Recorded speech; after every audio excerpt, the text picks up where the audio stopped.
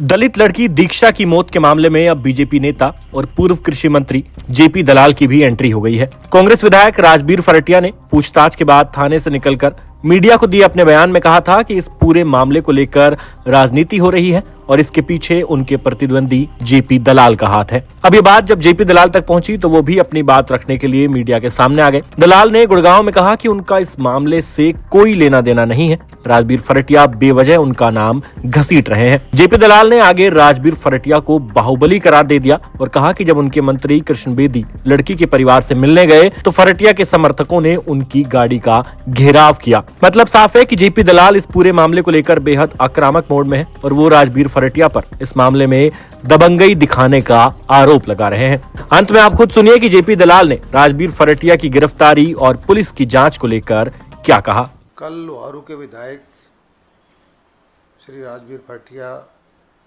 जो शारदा महाविद्यालय सिंघानी के प्रेसिडेंट भी हैं, बेटी दीक्षा की मौत के मामले में पुलिस ने उनसे पूछताछ की। बाहर निकल के उन्होंने बयान दिया कि ये जो है पूछताछ या इस घटना से मेरा संबंध है।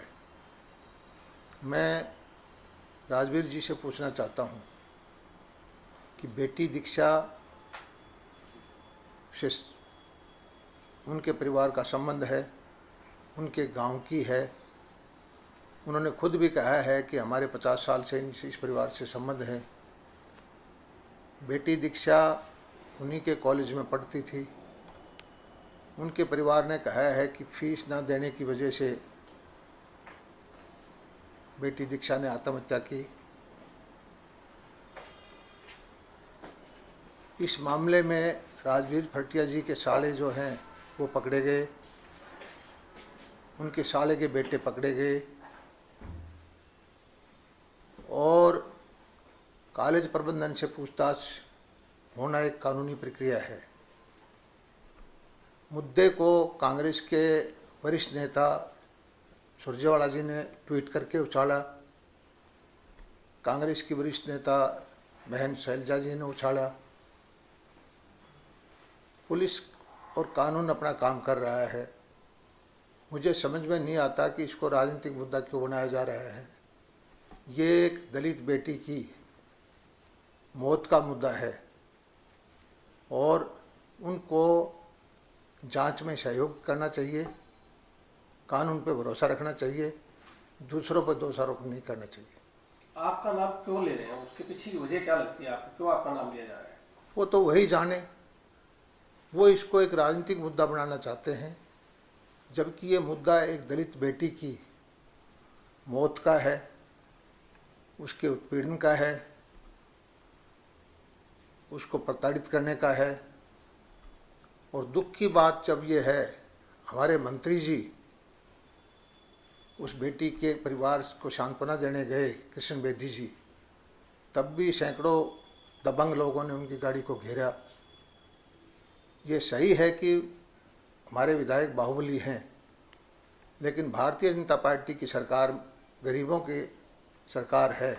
किसी बेटी का, किसी गरीब परिवार का शोषण अगर होता है तो सरकार उसके साथ खड़ी है। तो जब जिन आरोपियों की अब तक गिरफ्तारी हुई है, क्या वो इसमें जब आपका नाम लिया जा रहा है तो क्या लगता है कि कौन राहुल है, क्या उनसे भी आपका कोई संबंध है?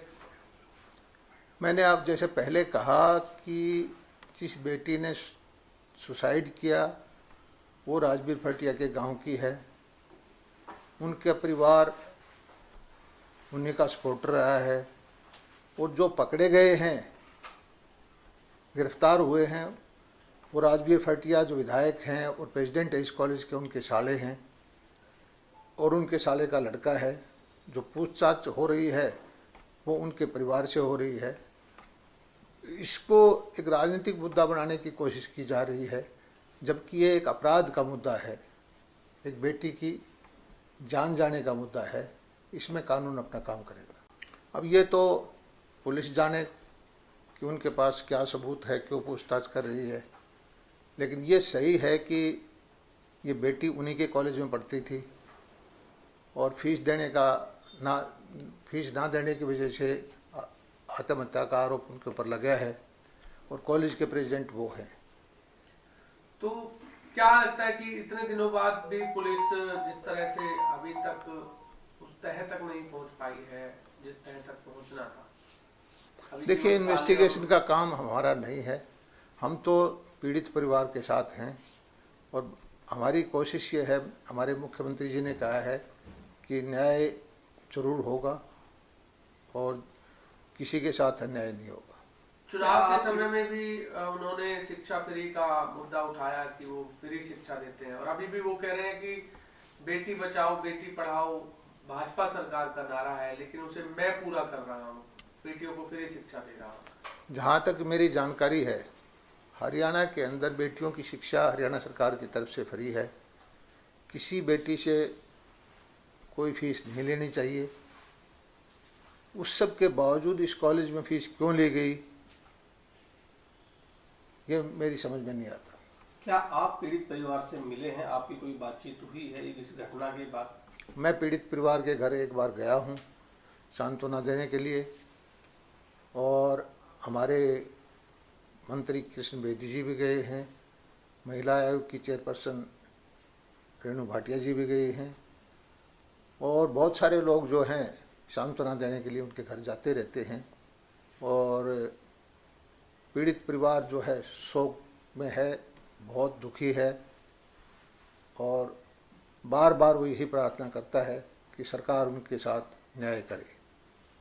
अब इस मामले में आपको क्या लगता है आगे किस तरह की कौन कौन इसमें शामिल हो सकते हैं? ये मैं नहीं कह सकता, लेकिन कॉलेज प्रबंधन पर उन्होंने आरोप लगाया है और जब कॉलेज प्रबंधन की बात आती है तो कॉलेज के प्रेसिडेंट हमारे विधायक राजबीर फरटिया जी। और भी लगता है कि और भी लड़कियों के साथ इस तरह से घटना हुई होगी, क्योंकि जब जो अभी तक मामले सामने आ रहे हैं कि उस दलित छात्रा को प्रताड़ित किया जाता था, किसी और काम के लिए कहा जाता था। देखिए, ये काम तो जो जांच एजेंसियां हैं, महिला आयोग है, एससी आयोग है, उनके सामने आया होगा। मैं कोई जांच एजेंसी नहीं हूँ और जांच जब चल रही है तो वही जो जांच एजेंसियां हैं वही बताने में सक्षम है।